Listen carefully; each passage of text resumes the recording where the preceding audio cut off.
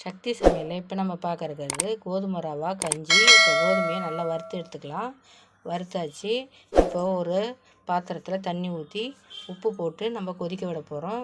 கொதிக்க விட்டோடனே இந்த வறுத்த ரவாயையும் அதில் சேர்த்து நல்லா வேக வைக்க போகிறோம். வேக வச்ச உடனே நம்ம 2 டம்ளர் அளவுக்கு பால் சேர்த்து நல்லா கொதிக்க விடுங்க.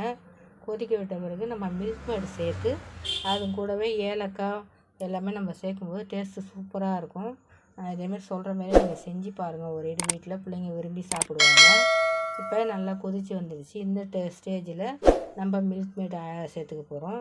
இந்த மில்க் மேட் சேர்க்கும்போது இந்த ரவா கஞ்சிக்கு டேஸ்ட்டு சூப்பராக இருக்கும். நீங்கள் ஒரு ட்ரை பண்ணி பாருங்கள்.